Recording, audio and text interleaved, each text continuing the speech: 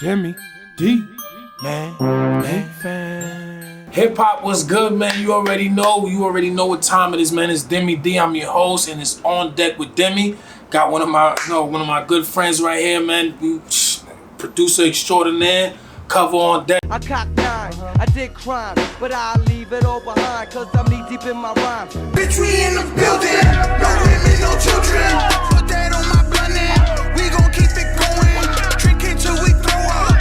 I'm in school, but Ferris Bueller to the moolah. Still that cool love that you hate. Got my shooter, Golden State. Man, we in the BX, Umbrella Studios. You know how we give it up, man. What's good, my guy? My brother right here, Don. What up, man? What's good, man? So, we here. You already know, so, let the people know where you from, man. We in the building. Well, I'm from the Bronx, NYC. You know what I'm saying? The Bronx, definitely. North Side. Was born in the South, but raised in the North and kind of everywhere from there. You know what I mean? That's what's up, Bronx cat. Bronx cat, producer extraordinaire, like I said. So listen, man, I'm gonna hit you like I hit everybody that comes on the show. What does hip hop mean to you, being that you've been on the show? I mean, that you've been in the game so long and doing your thing as a producer.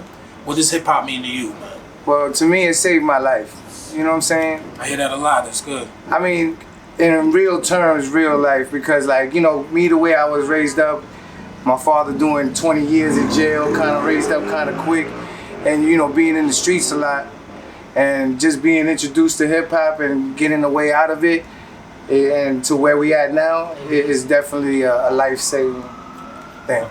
Okay, and I wanna piggyback off that. With that being said, where did the journey start for you in the hip hop game? Where did it start for you as a producer and just overall getting involved?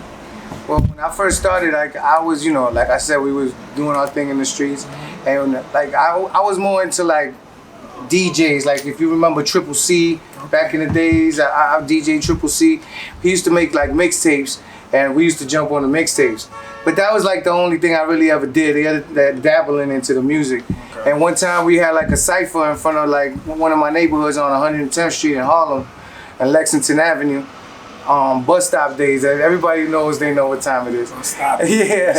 So we were having a cypher, and I glanced onto the side, and I noticed Ski Beats and DJ Red Handed, who was in a group called One Life to Live at one time with Timberland. Well, they were just standing there, and I remember seeing when Original Flavor when they was with Suave. It wasn't with T Strong. Okay. Yeah. So you've been so I acknowledged him. Yeah, I said, yo, Ski Beats, what's up? Original Flavor. So then he was just like, all right. And then I did my thing, and he pulled me over to the side and was like, yo, your shit is hot, boom, boom. And he was like, do I record? I told him no. I'm just a hood nigga, you know what I'm saying? Blah, blah. And it happened to be that he lived down the block from where I used to be at. Okay. So he was on 110th, 1199, on First Avenue. Well, anyway, we went into that part. And he calls me the next day. I get a pager, because this was back in the days.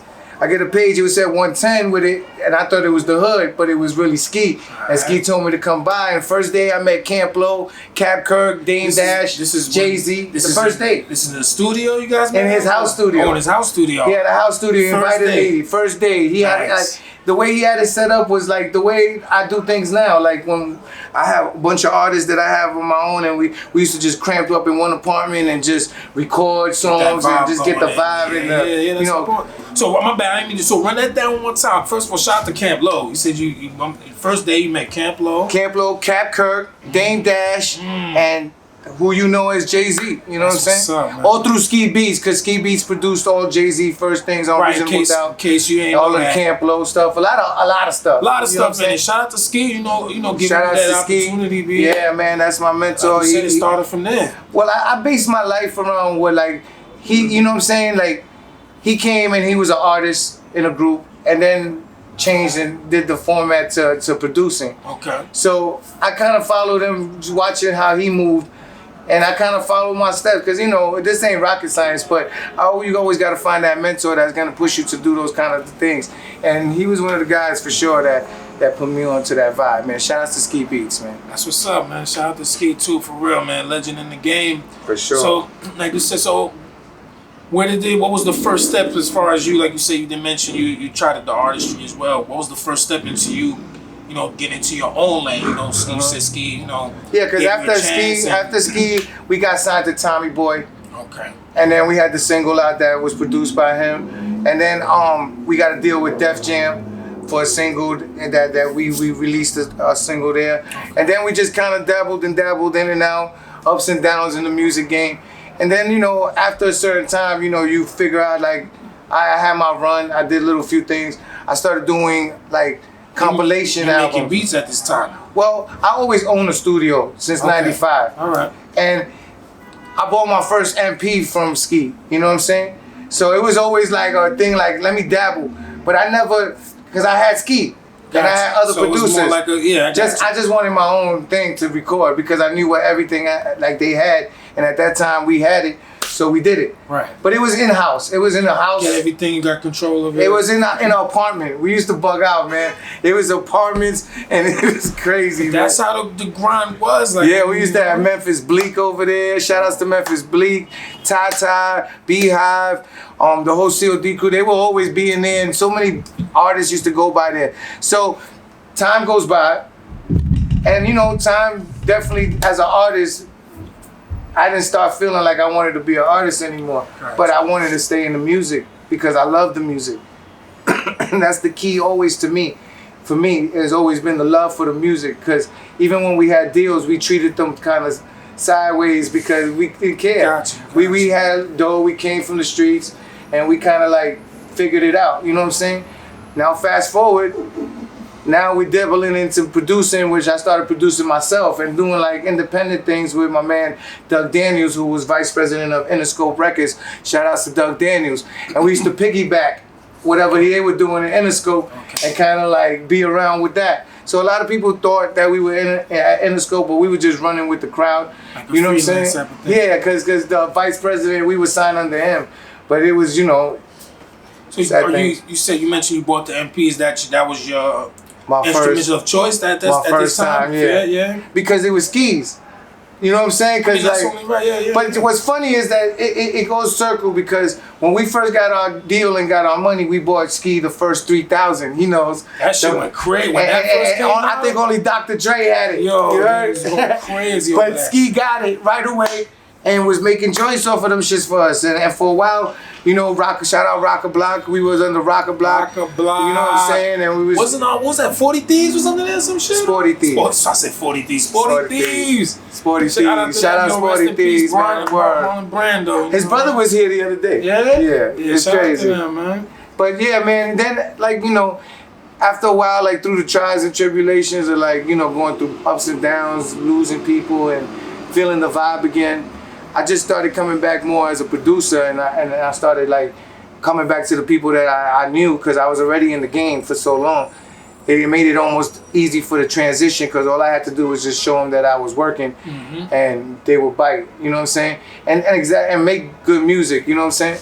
That always helps. So like we met. I had an artist named Ivor Hooley who did a song with Jay Critch, and we did 1 million views, and that kind of opened the doors that. Saying that we're doing it for real. So shout outs to Ivor and Jay Critch. You know what I'm saying? They were like the first cats that kind of like showed everybody that, you know, even though I was working, but that was the first like always need that look. Yeah, need that look always. And then now it's radio plays all day. Yeah, and we definitely gonna get to that. Yeah. And definitely gotta let you talk that shit, man. But real quick, since you brought that up, actually the first time I met you, I don't know if you remember, was in the Mesh Hall. Yeah. And he was actually cooking up. And when I walked in, you know, everybody showed me love. I think it was you, it was Dot. Shout out to Conan, shout out to Dot. Yeah. And you know, I pounded everybody up. I think he was cooking up. And I'm like, yo, who made that shit? He's like, I did. I'm like, oh shit, my bad. But yo, but you've seen us cook up live now a few times. But that was the very first time, and and that was just more times I see. So with that being said, your style now, like you mentioned, you started out with Ski, you've been through many trials, you've been through many different eras, you're still cooking up now. How have you dealt with that, as far as how many different sounds have come through the last years, man? Like, I've been, to think about it, we've been through the 90s phase, to the early 2000 phase, to now. To 2010s, to even now, late, we're talking. But what it is that one hand washes the other. So we always got to look what the youth is doing. the young people. You know what I'm saying? I stay around young people and young artists. And you know, at the same time, we still work with those artists that were from back in the days. Shout outs to Black Rob and Mr. Cheeks and Pudgy, the Fat Bastard, artists that came from the 90s. Man. You know what I'm saying? And we still work with artists like that because I come from that time. Word. So, you know, it's not hard to come back from that time. You know what I'm saying? Because I'm from it. But what always helped me was always to adjust to the people I have around me. So it's like we keep young artists around us, like I said, Ivo, Jay Critch. So you kind of adapt to the, you know, as a producer, you learn to adapt. That's, you know, a lot of people have that conflict of like, oh, the young cats don't know what they're doing. And then the old school cats don't know what they're saying. You know what I'm saying? But to me, is that they both got to coexist. You know what I'm saying? Because at the end of the day, it's like, if you really listen, the radio is controlled by whatever is young and what's trendy. So who are we? When we was coming up, we was trending. So it was like, and the older cats used to look at us funny, but they had to adapt. And if they didn't, they was just haters. So at the end of the day, don't be a hater. Just like contribute to the game. And I think, you know, because my knowledge to what I know from before and what a lot of cats are doing now, I mash them. So if anybody hear my style, a lot of people say, Dag, it's bug how you mash these two sounds together. Yeah, that's right. And it's because I come from an old soul, and I'm here with the young cats still, you know what I'm saying? And it's trying to show love to all the cats that are working, you know what I mean? That's really what it is that keeps me. Because I don't stay like, I don't gripe about old school, new school rules. Right. You know what I'm saying? Just making music. It's just making music. And if you even hear anything that you like, at the end of the day, you want to match up to the flavor that's something that you like that's hot now too. You know? Right, because in the end, you know, like you said, well, what I wanted to say is I think you do well in it because you know music, you know melodies, and you really into it as far as just like trying to process some quick shit for the moment. So that's why I feel like you're able to mesh all of that and mash everything together. Came out with money, came back with more. Enough for a store, bitch about the ball. Call at a double up. Moe in the cup with a bitch in the cut. Make sure that cheese be blue. Make sure that cheese be blue. Make sure that cheese be blue. Make sure that cheese be blue. And the thing is that we don't even work with like a lot of artists are amazed that we work with them right there on the set. Like, yo, what's your attitude? What's your vibe? What's you vibing with? Tell me the last song you just played in your box. What you listening to? And that just creates vibes. So at the end of the day, I go off of vibes, and we create because we're producers. So at the end of the day, we just make the right sound for these people's soundtrack. You know what I mean? Yes. And it's got to be a marriage because at the end of the day, every artist I work with them direct. It's never like, hey, let me send you 5 beats and you pick 5 beats, because they know what I bring to the table. So at the end of the day, I bring the energy. So like Conan. You know what I mean? Shut up. It's like we bring that energy and that vibe of like, yo. Better fan, roll with iron like a Mega Man. Make it rain cause I'm the weatherman. Killing shows, I'm getting better fan. I just like you, hype you, wife you. Why? This is like how they used to do these records, you know what I'm saying? Because a lot of times cats are coming in here and not discouraging nobody because everybody got a budget and they way they have to try to come up. But some cats just go to YouTube and pull out a beat and they're ready. And that's dope. But a lot of people don't sit in a session where they're working with a producer and humming a groove and they playing it and making it. And it sounds great. Those sessions are the best sessions for me. You know what I mean? I mean, that's like real artistry, man, and it's real just like, I guess, but you know, I guess that some just don't know about jam, because that's what it is. I know we don't play instruments, but that's what a jam session is for us. Of course. Like how they used to play instruments, had their little jam sessions, or like, I guess, you know, rock and roll music, whatever, but that's part of the process, man. So, and that's the essence I bring, because I remember Ski used to do those things to us, like have a whole room and saying, "Hey, this one's for you. Let me hear what you're gonna do." Camp Blow doing a song. I'm sitting there waiting, listening, watching them do their song, and it was like camp. And I've done that same thing to my team. You know what I'm saying? And that's bugged out. But it's definitely a new trend of what I'm trying to do with music. But it's definitely a mashup. You know what I mean? Nah, salute, man, salute. And since you spoke on that, well, let's get to that, man. We in like I said, I met you in the Mesh Hall. That was your studio in Mount Vernon. Yeah. Well, we had one before in Park, and things went crazy. We went to Mess Hall. We stood there for a second. It was a little tight, but we liked it that the bond within a bunch of studios together, you know, and networking.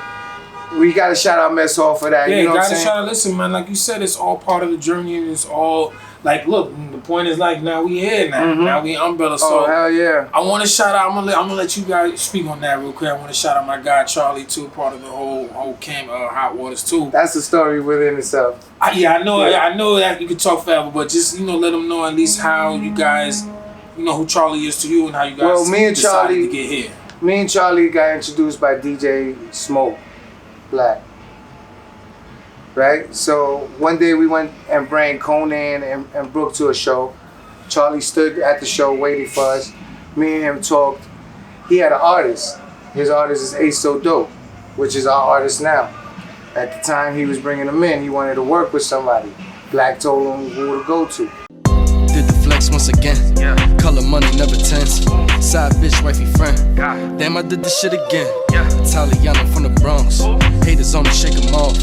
Me and him was building, and we did a run where I was producing them, and it was just that. But the energy was about, like, it felt something was about to happen, because the conversations were a little deeper into more business, and which I never had that. I was always a cat that had managers, yeah, they tell business, I do what I do, keep it moving. But now that I'm getting older, he came to me and was like, yo, Cub, man, you got something right here. We need to, like, lock something down and make it happen. Like, get it out your apartment. Let's get into a studio. Let's start getting people in. And Charlie was the one who, like, put the bug in my ear. Like, yo, you got it. Like, and believing in the movement I already had. Because we had a movement, and Charlie is who he is. He's a hustler, you know what I'm saying? So, I mean, hustler and vibe, like, it don't even have to be, that's it's not no dirty shit, because we clean the dirty, but it ain't no dirty vibe. He just knows how to get to the paper. So what I'm trying to say is that he pumped that to me and told me to take the chance, and we took it, and we took our ups and downs. Like, the first place we went to, it got shut down over landlord shit. Then we moved to the smaller place that got us the networking. But then,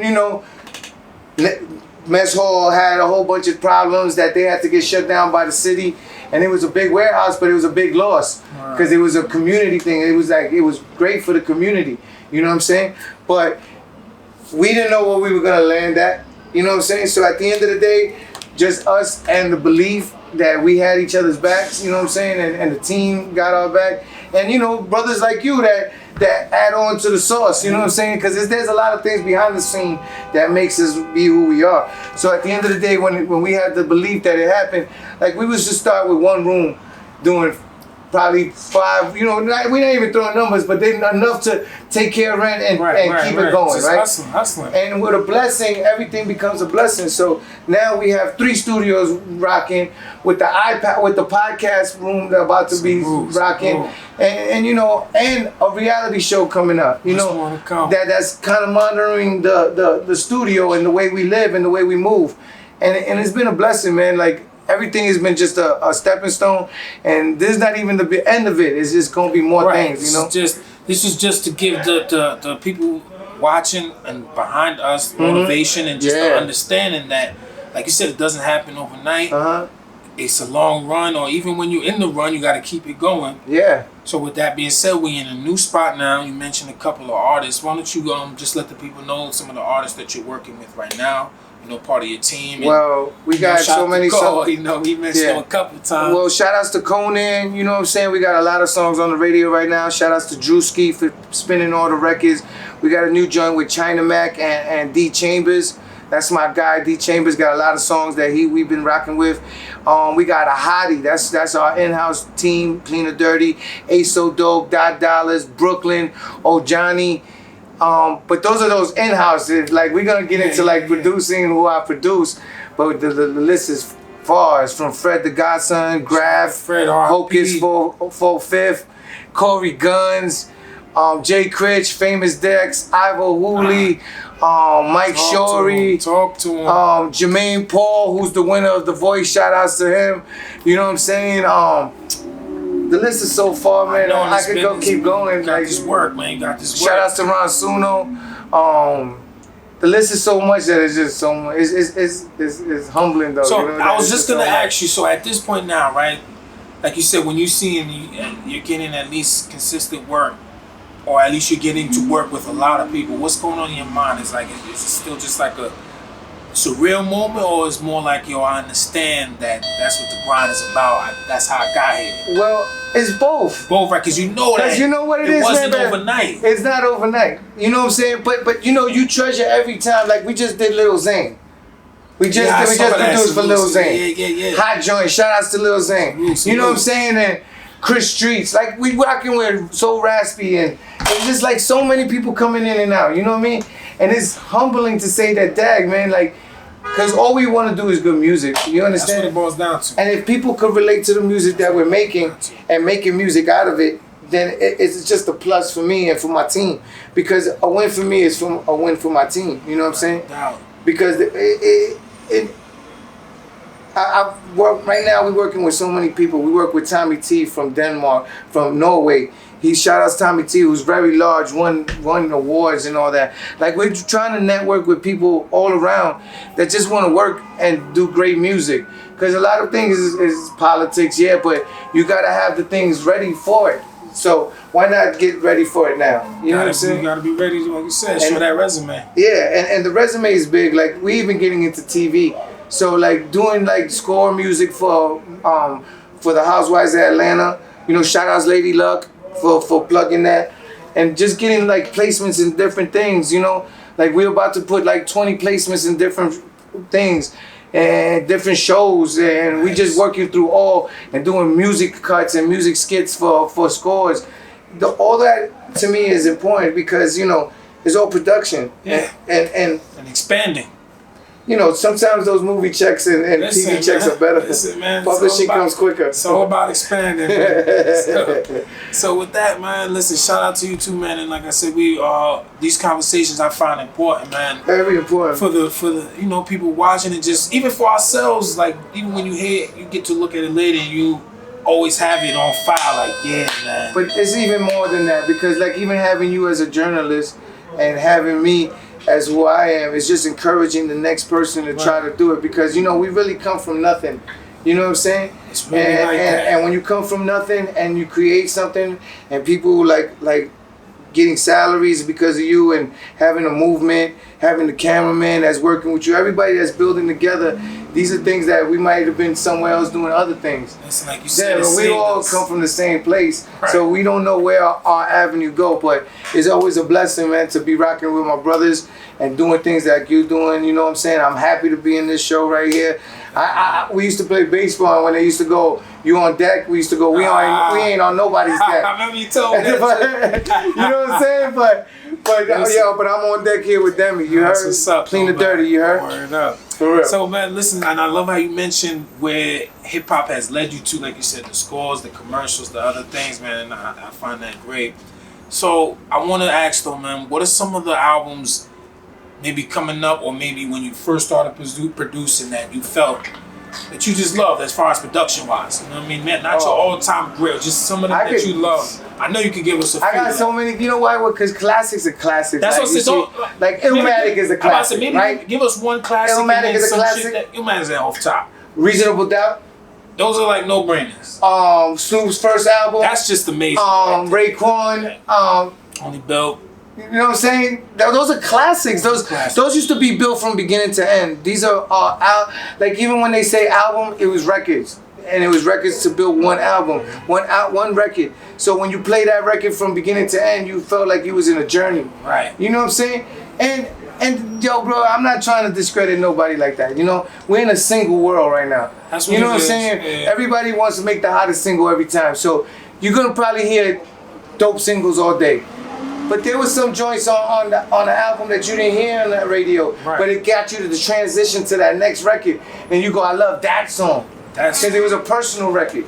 You know what I'm saying? And you know, shout outs to all the cats that are doing it, man, because you know I know what game we in, and that's why I don't beef with it.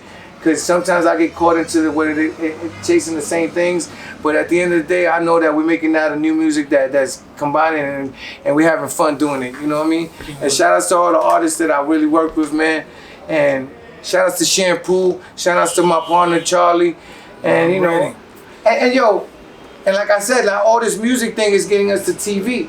We were doing a reality show, and Deme's part of that. Salute. You know, part of the production team. Thank you for helping us on that too, because a lot of people don't get those outlets to do what they want to do. You know, we always get to have a permission or have to find an outlet, and it's ill when brothers could come together and make a thing happen together and show the world that it's not, you know, because we're in a fucked up situation right now. You know what I mean? You know, we're just trying to make the best of it. The world is in a crazy situation. Things are moving different. A lot of separation. You heard? But it's hard that when you people get together, and to show that right now at this time, and it shows that things are gonna get better. I think that's dope. And to have y'all supporting the reality show and being a part of it, not just being helping us get it out there, but producing it for us, and it's another scene that I know that you probably haven't, that your people don't know. But you know that's the thing they gonna see, man. We but there's our producer right here. We out here working, man. We out here working. He's our like producer, man.